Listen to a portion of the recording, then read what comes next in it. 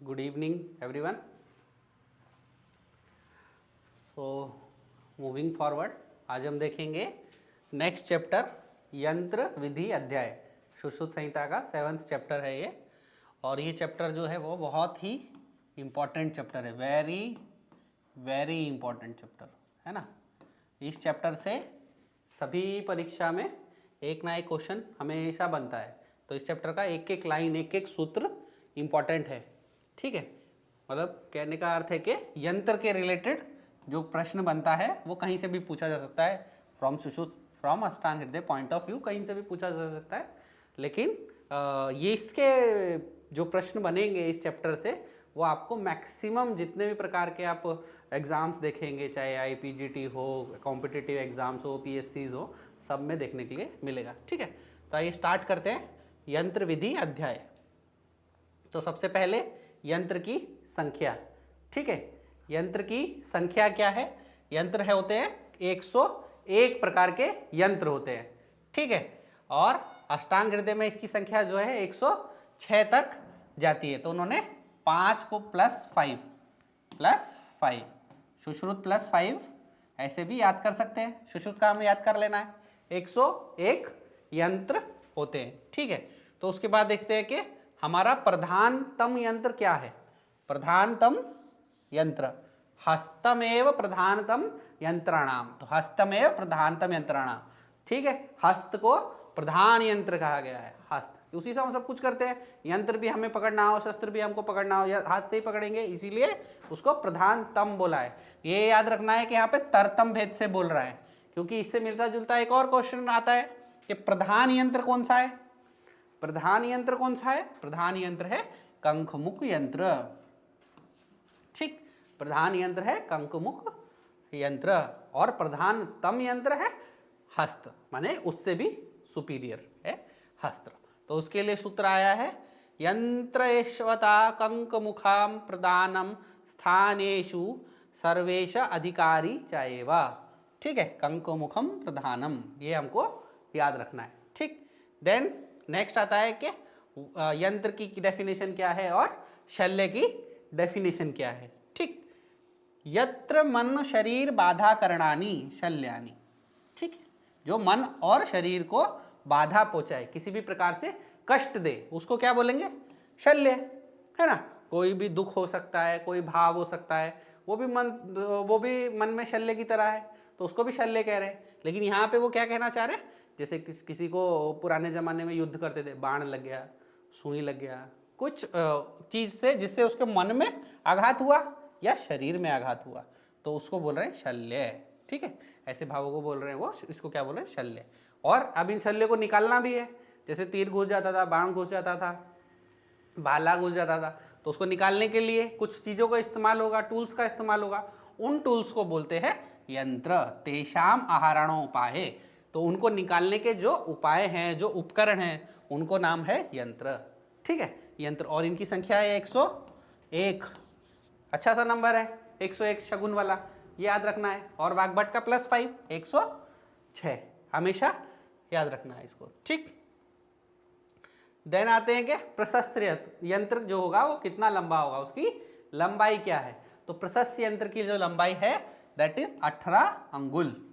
तो उसकी लंबाई 18 अंगुल लंबा होता है वो। ठीक है, प्रशस्त मतलब जो कि बेस्ट है। बेस्ट यंत्र कैसा होगा? 18 अंगुल लंबा होगा। ठीक है, फिर एक प्रश्न बनता है कि यंत्रों के प्रकार कितने हैं। तो आकृति भेद से यंत्रों के प्रकार 6 होते हैं। एक प्रश्न तो यही बन गया कि प्रकार कितने होते हैं। ठीक है, फिर उनकी संख्या कितनी होती है हमने देखा 101, अष्टांग में 106। फिर प्रशस्त यंत्र की लंबाई अभी हमने देखा 18 अंगुल, तो स्वस्तिक यंत्र जो होता है वो 18 अंगुल लंबा होता है। तो ऐसे करके हमें एक एक का नाम भी याद रखना है, उनकी लंबाई भी याद रखनी है। आइए देखते हैं। तो सबसे पहले हमको नाम याद रखना है। स्वस्तिक, संदंश, स्वस्तिक, संदंश, ताल यंत्र, नाड़ी यंत्र, शलाका यंत्र और उपयंत्र। तो इस प्रकार से ये 6 होते हैं। सबसे पहले इनकी आकृति, जैसा जैसा उनका शेप होता है, स्वस्तिक के आकार का रहेगा स्वस्तिक यंत्र, संदंश जैसा रहेगा, ठीक है, ताल जैसा रहेगा, नाड़ी जैसा रहेगा, शलाका जैसा रहेगा, और उपयंत्र जो यंत्र ना हो करके यंत्र का काम करे, यंत्र जैसा काम करे, उसको हम उपयंत्र बोल रहे हैं। तो इनकी संख्या हमको याद करनी है। तो सबसे पहले हम इसको भूल जाएंगे, इसको याद रखेंगे, है ना। सुश्रुत का हम याद करते हैं, क्या है, स्वस्तिक यंत्र कितने होते हैं संख्या में, 24। ठीक है, स्वस्तिक हम बनाते हैं, अब ट्रिक बता रहा हूं ना, उसका इससे कोई रिलेशन नहीं है। स्वस्तिक हम बनाते हैं, ऐसा 24 घंटे बना रहता है ना हमारे घर पे, तो हमको याद रखना है स्वस्तिक इस 24 घंटे बना है स्वस्तिक। ठीक, देन संदंश, संदंश यंत्र दो प्रकार के होते हैं, एक ताल और द्विताल। दो ताल, दो नाड़ी 20। ठीक है, तो इसको याद रखने का तरीका, बहुत सारे नाड़ी वैद्य हैं, आजकल तो फीस ज़्यादा हो गई है, तो ऐसे याद रख सकते हो कि नाड़ी देखने का फीस 20 रुपये एक्स्ट्रा लगेगा, जो भी आपका फीस है उसमें 20 रुपये एक्स्ट्रा लगेगा, नाड़ी इक्वल टू 20। इस तरीके से संख्या याद रह जाएगी। देन शलाका 28 और युपयंत्र 25। ठीक है, कैसे भी करके हमको ये नंबर याद रखना है। ठीक, देन आते हैं अष्टांग हृदय में, 106 बताए हैं उन्होंने। ठीक है, तो किस तरीके से 106 बताए हैं, स्वस्तिक जो है 24 है, सेम है। संदंश उन्होंने +2 एक्स्ट्रा कर दिए, +2। ठीक है, संदंश हो गए 4, ताल समान, ठीक है, सेम, नाड़ी 3 + 3, 23 कर दिया उन्होंने। हमें पता था 20 रुपये फीस लग रही है, वाग्भट बोल रहे नहीं नहीं मैं थोड़ा सा ज़्यादा लूँगा, मैं तीसरे नंबर का आचार्य हूँ ना, चरक सुश्रुत वाग्भट, तो मैं 3 एक्स्ट्रा लूँगा नाड़ी में, नाड़ी परीक्षा अच्छे से देखूंगा, 3 एक्स्ट्रा लूँगा। ठीक, देन शलाका +6, 28 हमको पता है, शलाका यंत्र हमने सुश्रुत का याद कर लिया, +6, 28 और 6 34। ठीक, और उपयंत्र 25 पता है हमें, -6। ठीक है, अगर आपने इसको लिख लिया तो इसमें सिमिलरिटी देख रहे हो, स्वस्तिक इज इक्वल है, संदंश में +2 करना है, पहले में कुछ नहीं, no change, second +2, third no change, fourth में +3, फिफ्थ में +6 और लास्ट वाले में -6। तो इस तरीके से संख्या आती है, स्वस्तिक यंत्र 24, संदंश यंत्र 4, ताल यंत्र 2, नाड़ी यंत्र 23 और शलाका यंत्र 34, उपयंत्र 19। ये हमारे 106 हो गए संख्या में। और सुश्रुत के अनुसार देखेंगे, स्वस्तिक 24, संदंश 2, ताल 2, नाड़ी 20, शलाका 28 और उपयंत्र 25 प्रकार के होते हैं। फिर एक प्रश्न बनता है कि इनकी लंबाई कितनी है, लंबाई का एक प्रश्न बनता है। तो जैसे कि हमने देखा प्रशस्त यंत्र कैसा है, 18 अंगुल लंबा, तो स्वस्तिक यंत्र हमारा 18 अंगुल, संदंश यंत्र 16 अंगुल और ताल यंत्र 12 अंगुल। ठीक, ये हमको याद रखना है। और बाकी जो बच गए नाड़ी, शलाका, उपयंत्र, जितना बड़ा, जितना हमको उसकी नीड अकॉर्डिंग टू उसकी लेंथ, लंबाई उसकी आवश्यकता के अनुसार उसको घटा बढ़ा सकते हैं। तो इसलिए वो आवश्यकता अनुसार वो नहीं पूछा जाएगा, सिर्फ प्रश्न पूछा जा सकता है 18 अंगुल, 16 अंगुल और 12 अंगुल, और इन्हीं में से ऑप्शन रहेगा। ठीक है, बहुत इंपॉर्टेंट है, इसको याद रखना है। ठीक, देन कि ये यंत्र जो है किससे बनाए जाते हैं, तानी प्रायशो लोहानी भवंती, तो ये लोहे से बनाए जाते हैं, प्राया करके, है ना, यूजुअली लोहे से बनाते हैं। लेकिन अगर लोहा नहीं मिल रहा है तो उसके सिमिलर प्रोडक्ट जो मटेरियल है उससे भी बना जा सकता है। तत् प्रतिरूपकाणी, जो उसके जैसा मटेरियल रखता है, उसके जैसा क्वालिटी जो रखता है, जिसमें उसके जैसे गुण है, उनको लेके हम बना सकते हैं। ठीक, तो अब हम एक एक करके देखेंगे, ये जो 24 स्वस्तिक यंत्र हैं वो कैसे हैं, किस किस आकृति के हैं और उनसे क्या क्या हम काम लेते हैं। ठीक, तो जैसे हमने याद किया, स्वस्तिक कैसे बनेगा, 24 घंटे बना रहेगा, तो स्वस्तिक संख्या में है 24।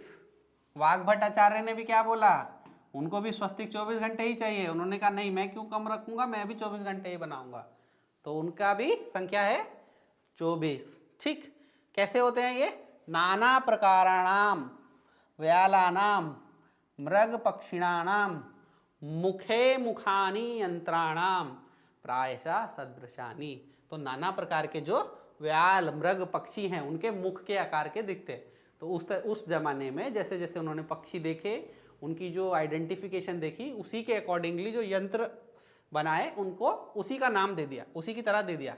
तो 24 है हिंसक पशु पक्षी। व्याला नाम, व्याल मतलब हिंसक, पशुओं के मुंह के सादृश्य, जैसा उनका फेस दिखता है वैसे ही यंत्र कुछ आइडेंटिकली दिखते हैं।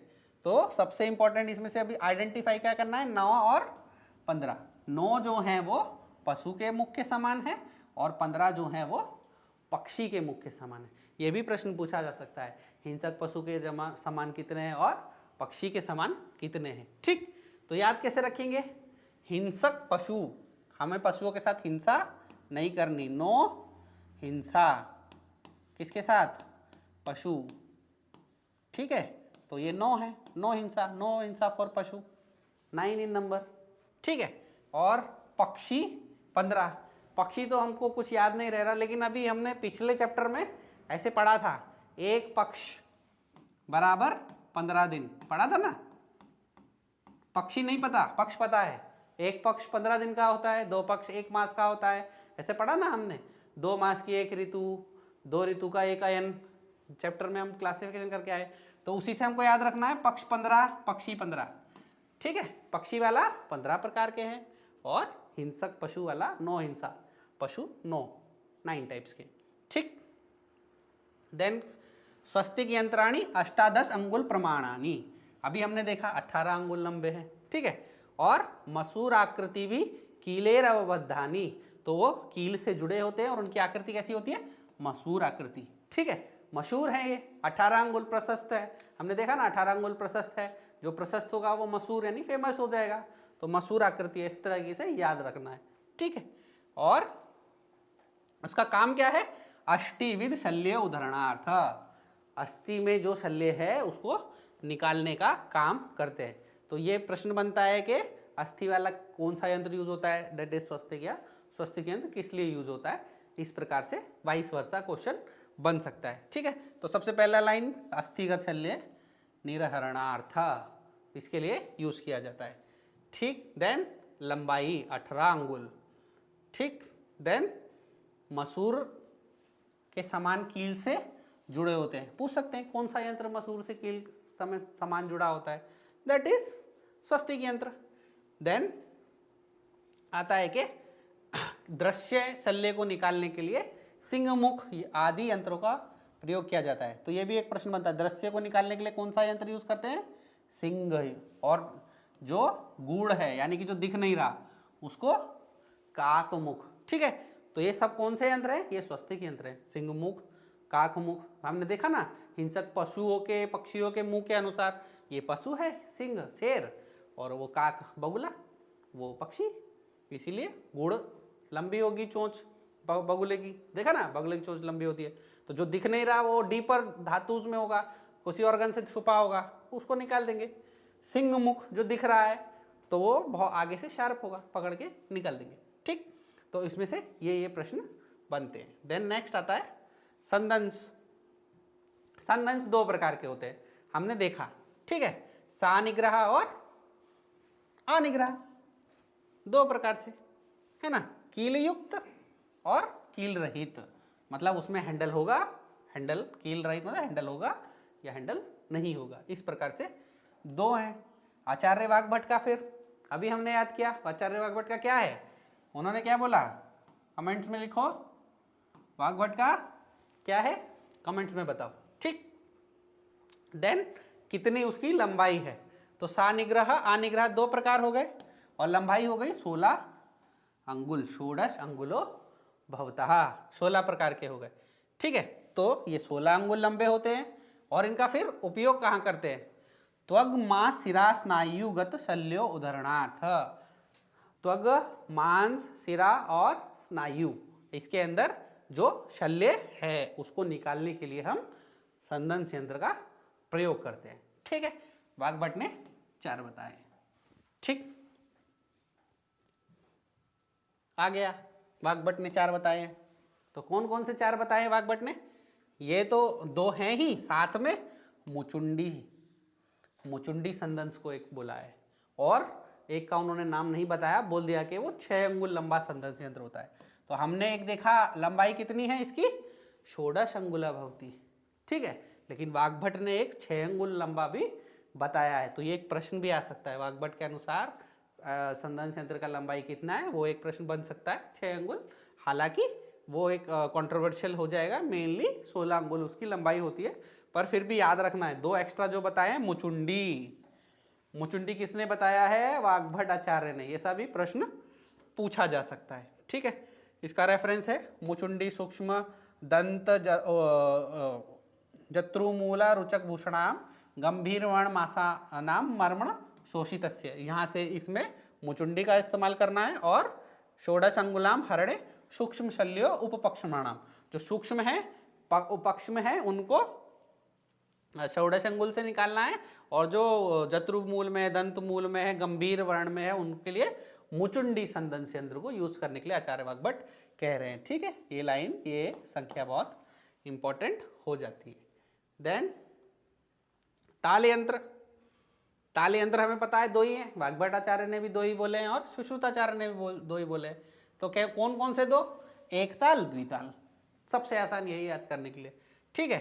लेकिन इसकी हमको लंबाई याद करनी है, तो हमने 18 अंगुल एक देखा, 16 अंगुल एक देखा, अभी आया 12 अंगुले, 12 अंगुल लंबा, ठीक है।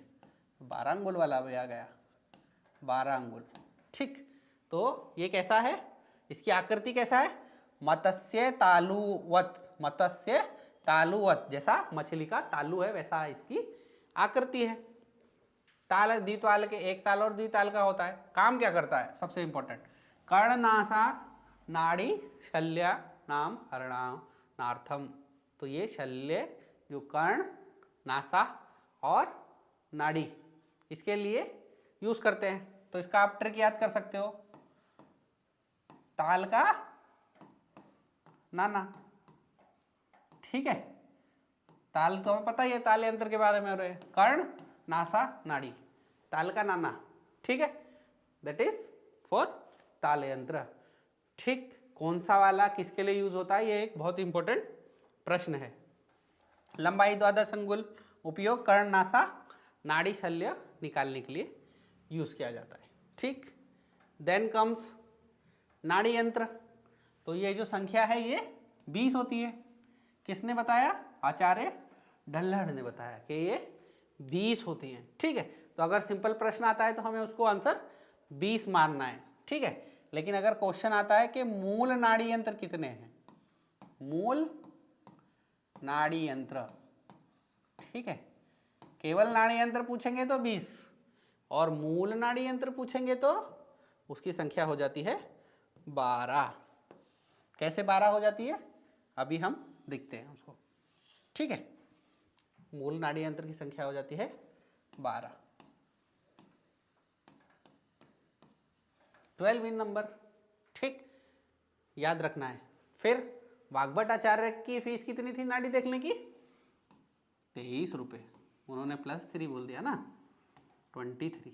साथ के साथ हमको कंपेयर करके चलना है, तो साइमल्टेनियसली बार बार बोलने से याद हो जाएगा, ठीक है। देन नाड़ी यंत्र के लिए क्या आया है, अप्य अनेक प्रकाराणि, अनेक प्रकार के होते हैं, अनेक प्रयोजनानि, उनके प्रयोजन भी अनेक है। प्रयोजन मतलब हम जो इसके लिए यूज कर रहे हैं, एक तो मुखानी, उभय तो मुखानी, एक मुख होगा या एक से ज्यादा, उभय 2 मुख होंगे, ठीक है। इस प्रकार से हो सकते हैं, ठीक।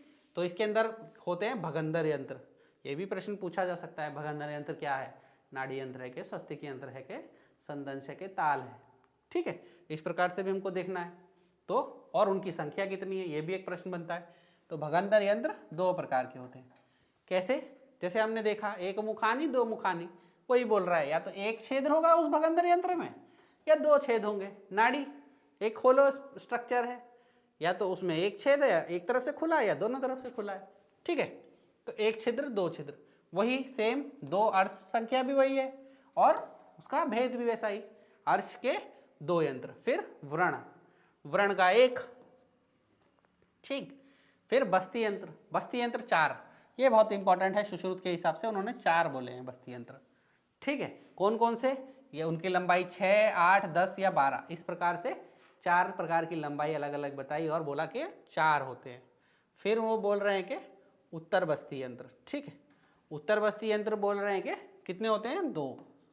उत्तर बस्ती 2, कौन कौन से, या तो स्त्री को देंगे या पुरुष को देंगे, है ना, स्त्री मार्ग या पुरुष मार्ग में डालना है, तो 2 लोगों के लिए 2 अलग अलग, आर्ष और भगंदर 2-2, ठीक है, बस्ती 4 और धूम यंत्र जो होते हैं वो 3।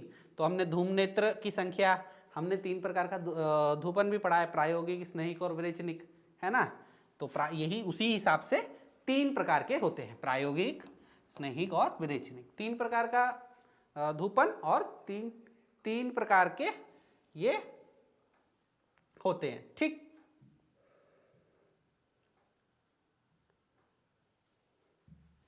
तीन प्रकार की ये संख्या है, ठीक। और अभी हमारा बच गया नाड़ी है, मूल नाड़ी यंत्र 12 देखने हैं हमने 6 देख लिए, तो इन्हीं को जो क्लासिफाई किया है उनको सुश्रुत जो बोल रहे हैं वो मूल नाड़ी यंत्र बोल रहे हैं, और टोटल ढल्लड़ क्या उनको संख्या के अनुसार गिन लिए हैं टोटल, वो उनको संख्या में 20 बोल रहे हैं। तो आपको प्रश्न बहुत अच्छे ध्यान से पढ़ना है, जब भी मूल नाड़ी यंत्र पूछा जाएगा संख्या में 12 मारना है, और जब नाड़ी यंत्र पूछा जाएगा तो 20 मारना है, ठीक है। बाकी के 6 कौन कौन से हैं आइए वो भी देखते हैं, ठीक है। इन सब में कॉमन क्या है, ये सब संख्या में सिंगल है, और एक ऊपर हमने पढ़ा वर्ण वाला, वो भी एक एक ही है, वर्ण वाला एक एक है, बस्ती वाले 4 हैं, उत्तर बस्ती 2, धूम वाले 3, बाकी अर्श भगंदर 2-2। बहुत इजी हो गया, सारा पढ़ लिया तो पूरा सरल ही हो गया, ठीक है। तो बाकी किस लिए, कौन कौन से, मूत्र वृद्धि बहुगई निकालने के लिए, जलोदर को श्रावण करने के लिए, हाँ, और निरुद्ध प्रकाश यंत्र, सनिरुद्ध गुद्र, अलाबु यंत्र, श्रृंग यंत्र, ये सब संख्या में एक एक होता है, ठीक है। तो एक एक है तो प्रश्न आएगा नहीं, ना ही इनका कोई स्पेशल कार्य है, तो काफी बाकी सब प्रश्न कहाँ से बनते हैं, इन 6 में से ही बनते हैं, कितनी संख्या में है और क्या क्या कार्य कर सकते हैं, ठीक है। तो 50% याद रखना है, 50% अपने आप हो जाएगा, ठीक। ये हमने देख लिया। अभी हमको देखना है कि जैसे कि स्वस्तिक अस्थि के लिए यूज कर रहे थे, ठीक है, संदंश यंत्र त्वक शिरा स्नायु को यूज कर रहे थे, ठीक है, ताल यंत्र जो है नाड़ी गत उसमें यूज कर रहे थे। हाँ बहुत इंपॉर्टेंट है, नाड़ी वाला जो है नाड़ी यंत्र इसका नाम है, नाड़ी यंत्र इसका नाम है, लेकिन नाड़ी में यूज कौन सा हो रहा है, ताल का नाना, कर्ण नासा नाड़ी, नाड़ी में यूज ताल का हो रहा है, ताल यंत्र यूज हो रहा है। नाड़ी में यूज करने के लिए, नाड़ी के शल्य को निकालने के लिए नाड़ी यंत्र यूज नहीं करते हैं, क्या यूज करते हैं, ताल यंत्र, ताल का या नाना, ठीक है, उसको याद रखना है। तो फिर नाड़ी का कहाँ यूज करेंगे, आइए देखते हैं। नाड़ी का होता है श्रोतोगत शल्य उदर हरणार्थ, श्रोतोगत शल्य जो हमको श्रोतस में दिख रहा है उसको निकालने के लिए, रोग दर्शनार्थ, कोई रोग हुआ है तो उसको नाड़ी से देखने के लिए, आचूषणार्थ उसको सक करके बाहर कर देने के लिए, है ना, ये सब क्रिया शोक अर्थ, ये सब क्रिया करने के लिए, ठीक ना, चिकित्सा क्रिया करने के लिए यूज करते हैं, ठीक है। और उसकी लंबाई हमने देखा 18, 16, 12, उसके बाद सब था आवश्यकता अनुसार आवश्यकता अनुसार आवश्यकता अनुसार, तो ये भी अकॉर्डिंग टू नीड छोटा बड़ा कर सकते हैं, ठीक। देन कम्स शलाका यंत्र, शलाका यंत्र क्या है, 28 प्रकार की शलाका, कौन कौन सी 28 शलाका हैं, उनका 28 के 28 की संख्या कैसे कैसे है और क्या क्या काम है, ये भी बहुत इंपॉर्टेंट क्वेश्चन बनता है, ठीक। तो सबसे पहले हमने देखा कि वाग्भट ने कितना बोला, हमने देखा था पहले वाले में उन्होंने स्वस्तिक को समान रखा, संदंश में +2 किया तो उसको 4 बना दिया, ताल में समान रखा, ठीक है, फिर उसके बाद ताल के बाद नाड़ी आया उसमें +3 बढ़ा दिया, ठीक है। अभी शलाका आ रहा है इसमें +6 बढ़ा रहे, ठीक है, तो वो भी हमको देखना है कि कौन सी संख्या कितनी है, तो सुश्रुत के अनुसार 28, वाग्भट के अनुसार 34, ठीक। तो कैसे होते हैं, कैसे होते हैं, सबसे पहली शलाका आ रही है गंडू पद मुखी शलाका, ठीक, दूसरी शलाका आ रही है सर्प फण मुखी शलाका, तीसरी आ रही है सर्पुंख मुखी शलाका, चौथी आ रही है बड़िश मुखी शलाका, पांचवी आ रही है मसूर दल मात्र मुखी शलाका, ये सब एक साथ कहने का तात्पर्य क्या है, इनके आगे श्लोक पढ़ोगे वहां लिखा है द्वे द्वे ए, तो ये सब संख्या में दो दो होती है। ठीक है, 2 इन नंबर, गंडू पदमुखी, सर्प फणमुखी, सरपुंखमुखी और बड़िशमुखी। ठीक है, इंपॉर्टेंट है इनका काम क्या है, संख्या इंपॉर्टेंट है, देन आता है इनका काम क्या है। तो गंडू पदमुखी क्या करती है, ऐषण। ठीक है, सर्प फणमुखी क्या करती है, व्यूहना। और सरपंखमुखी क्या करती है, चालना। ठीक, तो आपको एबीसी याद हो गया, एबीसी, गंडू पदमुखी ऐषण, सर्प फणमुखी व्यूहना, सरपुंखमुखी चालना। ठीक, इस प्रकार से ये याद करना है, ऐषण, व्यूहन और चालन, ए बी एंड सी।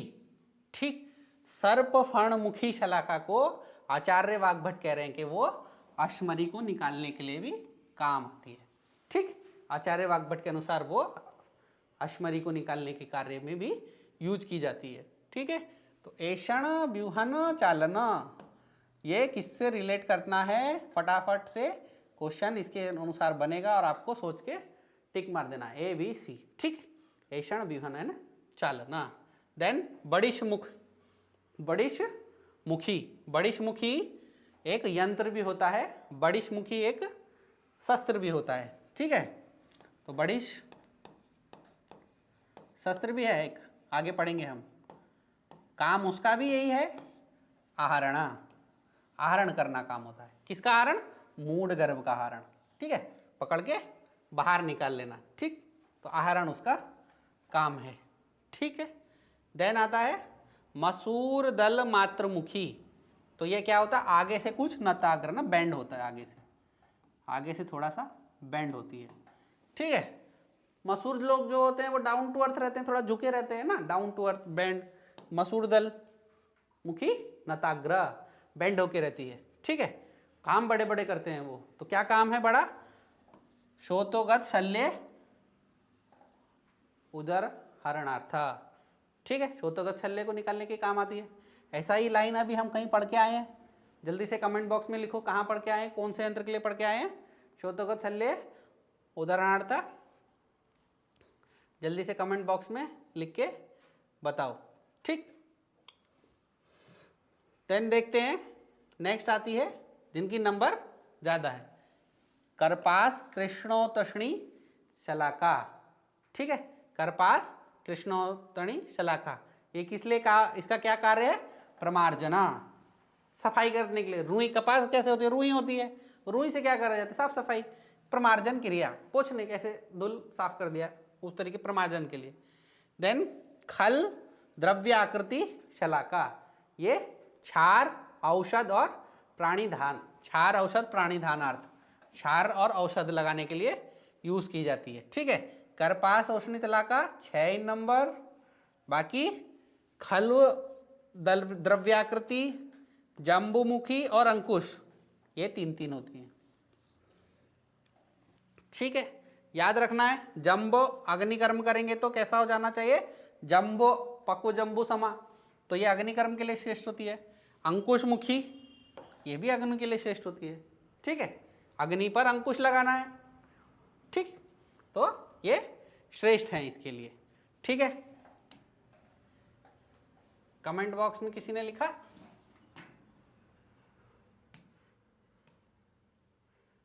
हाँ गुड, नाड़ी यंत्र में हमने पढ़ा उसको, शल्य, शोतोगत शल्य उदाहरणार्थ जो कार्य है वो मसूर दल या मुखी शलाका का भी है और नाड़ी यंत्र का भी वही कार्य है।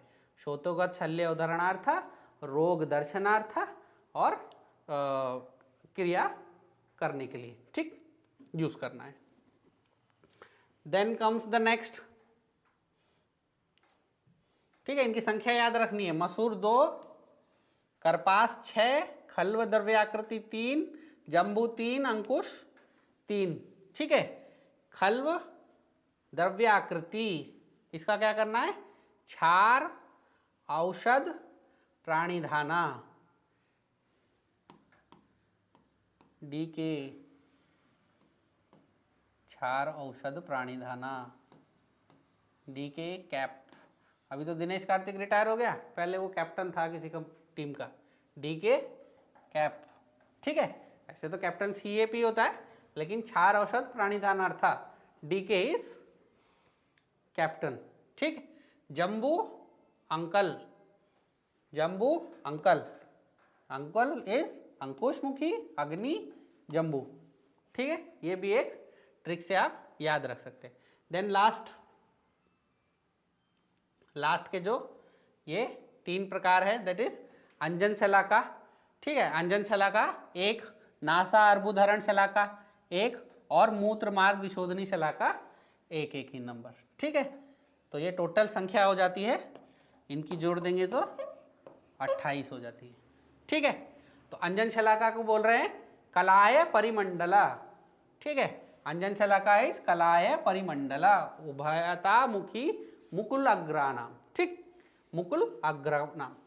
तो ये अंजन शलाका कैसी है, कलाय परिमंडला, इसको बस रट लेना है, कलाय परिमंडला अंजल, कलाय परिमंडल अंजना, ठीक है। 4-5 बार बोल देने से याद हो जाएगा। देन नासा अर्बुधरण, नासा कोल, बोलते हैं ना नासा मत खोलो, नासा मत खोलो, नासा कोल, नासा कोल, नासा कोल, कोल अस्थि दल मात्र मुखा खल्ली तीक्ष्णोष्णम, ऐसे करके आया है नासा कोल। देन आता है मूत्र मार्ग विशोधनी शलाका, तो इसके लिए मालती पुष्प वृंताग्र प्रमाण परिमंडलम इति, मालती पुष्प मूत्र मार्ग विशोधनी शलाका। एक बार इसको पढ़ना है, उसके साथ इसको बोलते जाना है और ट्रिक को याद करते रहना है, ठीक है। फिर ऐसे ही कोल प्रमाण के लिए और जगह भी आया, जैसे कोल अस्थि दल मात्रा ऐसा आया है, तो लगन के लिए बोला है कोल प्रमाण, कदर के लिए भी बोला है, लगन कदर, इसके लिए कोल प्रमाण कहा गया है, ठीक है। और क्या बोल रहे हैं, नासा अर्बुधरण के लिए बोल रहे हैं, ठीक।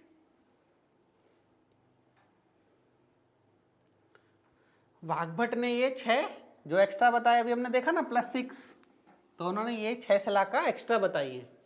गर्भ शंकु, शंकु यंत्र, सर्पफण, कर्ण शोधन, सर्पुंख मुख और आंत्रवर्ध्मा। इसमें से सर्पफण अभी हमने पढ़ा, अश्मणि को आहरण करने के लिए पढ़ा, अश्मणि को निकालने के लिए यूज करते हैं वाग्भट के अनुसार, और हमारे अनुसार क्या करते हैं, व्यूहना, ठीक है, सुश्रुत के अनुसार, मतलब जो भी करंट पढ़ रहे हैं हम उसके अनुसार व्यूहना, ठीक है। तो ये बोल रहे हैं इसको अश्मरी आहरण। बाकी सबका काम उतना एग्जाम में नहीं आ रहा है जितना कि इसके बारे में पूछा गया है, ठीक है, अश्मरी आहरण, ठीक। नेक्स्ट लास्ट आ गया उपयंत्र। उपयंत्र फिर 25 होते हैं। तो उपयंत्र क्या है, जो यंत्र की तरह कार्य करें, दैट इज उपयंत्र। तो वाग्भट ने कितना बोला, -6 कर दिया था, पढ़ा था हमने लास्ट में, +6 फिर लास्ट सबसे लास्ट -6, तो ये सबसे लास्ट वाला है। 19 में से 6, 25 में से 6 घटा दिया 19, तो वाग्भट के अनुसार संख्या है 19, ठीक।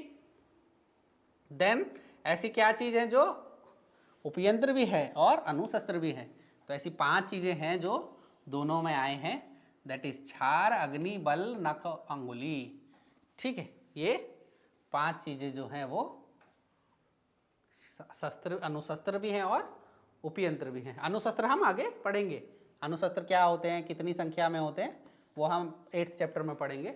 अभी उपयंत्र हमने पढ़ लिया है, तो ये 5 चीजें दोनों हैं, ठीक है। ये भी एक प्रश्न बनता है इसमें।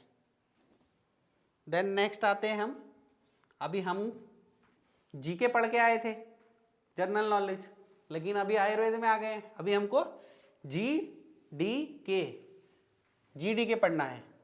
यंत्र का जीडीके क्या है, शस्त्र का जीडीके क्या है ना, ये कुछ नहीं है। जी फॉर गुण, डी फॉर दोष, के फॉर कर्म। तो यंत्र के गुण कितने हैं, दोष कितने हैं, कर्म कितने हैं, ऐसे ही शस्त्र के गुण कितने हैं, दोष कितने हैं, कर्म कितने हैं, तो उसको मैं शॉर्ट में बोलता हूं जीडीके। कैसे याद रखेंगे, 6 का पहाड़ा पता है, 6, 6 दूनी 12, 12 दूनी 24, है ना। तो 6 उसके गुण हैं, 12 उसके दोष हैं, 24 उसके कर्म है। याद हो जाएगा। प्रश्न कभी भी आएगा, कैसा भी आएगा संख्यावाचक, फटाक देने ट्रिक लगा के हम कर देंगे। ठीक है, तो यंत्रों के एक एक करके पढ़ते हैं। गुण जो है वो जीडी के पता है हमको, 6 होते हैं। आइए देखते हैं कौन कौन से 6 होते हैं। संहितानि यंत्राणि हर्ष लक्षण मुखानि सुदृढ़ानि सुरूपाणि सुग्रहाणि च कार्येत। तो ये यंत्रों के गुण हैं। तो इसमें से प्रश्न बनता है कि यंत्र का कोई भी आपको दे देंगे लिखा हुआ, जैसे कि खर, तो वो उसका गुण है या नहीं है, या निम्नोक्त में से कौन सा उसका रूप नहीं है, गुण नहीं है, इस प्रकार का भी क्वेश्चन आपका आता है। ठीक है, तो ये श्लोक याद रखना है। संहितानि यंत्राणि खरास लक्षण मुखानि च सुदृढ़ानि सुरूपाणि सुग्रहाणि च कार्येत। ठीक, देन हमने उसका जी पढ़ लिया। अभी डी दोष, तो यंत्र दोष होते हैं 12, यंत्रों के दोष होते हैं 12। ठीक है, तो उसके 12 दोष हैं। तो आचार्य वाग्भट जो हैं अष्टांग संग्रह में उसको 8 बताए उन्होंने, 12 ना बोल करके। आ से अष्टांग, आ से 8 दोष, अष्टांग थोड़ा सा कम बता रहे हैं कि नहीं नहीं मैं अच्छे इंस्ट्रूमेंट बनाता हूँ तो मेरे दोष कम हैं। कितने कम है? मेरा नाम अष्टांग है, मैं 8 दोष हैं। ठीक, वाग्भट थोड़ा परवर्ती आचार्य है ना, तो उन्होंने जब देख लिया सुश्रुत का तो थोड़ा अच्छे से प्रिपेयर किया, तो ये जो दोष हैं वो कम हो गए, पढ़े नहीं कम हो गए। याद रखना है, ठीक है, याद रखने के लिए बता रहा हूँ। कौन कौन से होते हैं?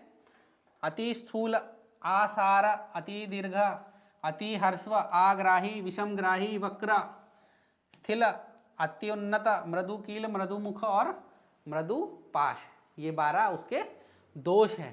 तो इसमें से कोई भी प्रकार का क्वेश्चन आ जाएगा, जैसे अति दीर्घ, अति हर्स्व, अति ग्राही और सुग्राही और विषमग्राही, ऐसा मैं लिख दूंगा और प्रश्न आ जाएगा निम्न में से कौन सा दोष नहीं है। तो कौन सा नहीं होगा?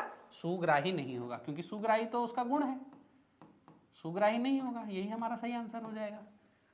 या फिर रिवर्स में पूछ सकता हूं, ठीक है, रिवर्स भी पूछा जा सकता है। मैं लिख दिया सुदृढ़ानि सुरूपाणि और शिथिल और मृदु मुख, या शिथिल और सुरूपाणि, तो कौन सा इसमें से उसका गुण नहीं है, इस प्रकार से प्रश्न आ जाता है। तो बहुत इंपॉर्टेंट है, आपको 12 के नाम एटलीस्ट पता होने चाहिए कि कौन से वाले गुण में है, कौन से वाले दोष में है। खाली संख्या या फिर पढ़ के नहीं छोड़ देना है, उसको भी याद करना है। ठीक है, इजी है। अब हम 6 याद कर सकते हैं, तो हम गुण याद कर लेते हैं, जो बच गया वो दोष है। ठीक, देन जीडी हमने देख लिया, अब उसका के देखते हैं, यानी कि कर्म देखते हैं। तो यंत्रों के कर्म कैसे हैं, कितने हैं? 24, 6, 12, 24 आ गया। यंत्रों के कर्म हैं 24। ठीक है, आचार्य वाग्भट ने 15 बताए कि 15 कर्म होते हैं, 24 नहीं होते।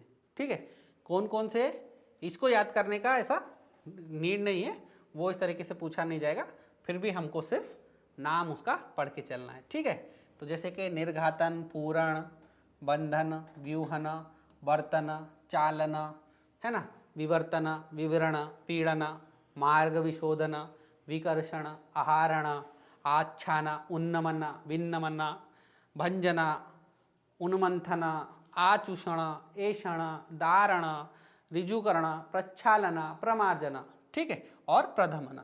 तो ये सब कर्म है, ये सब कर्म हम करते हैं ना, प्रधमन करते हैं, सब प्रमार्जन साफ करते हैं, आचूषण नाड़ी यंत्र से कर रहे हैं, ऐषण कर रहे हैं। ठीक है, ऐषण किसका, यंत्र का भी कर्म है और शस्त्र का भी कर्म है। कौन कौन सा?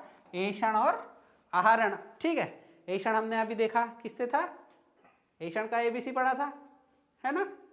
तो ऐषण, दारण, तो ये सब जो कर्म है वो सब हमारा इसी से करा जाता है। ठीक, तो यंत्रों के ये 24 कर्म है। ठीक है, तो आज के लिए हम इतना ही देखेंगे, क्योंकि इसके बाद जो चैप्टर है वो शस्त्र है और एक साथ उसको पढ़ने से कन्फ्यूजन क्रिएट हो जाएगा। अभी आप लोग इसको पढ़िए, एक एक लाइन इसका इम्पोर्टेंट है, अपने से पढ़िए, कुछ ट्रिक्स मैं बताया हूँ, कुछ खुद से बनाइए, लाइन बाय लाइन जाइए, याद करिए इसको, बहुत इंपॉर्टेंट चैप्टर है। ठीक, ओके।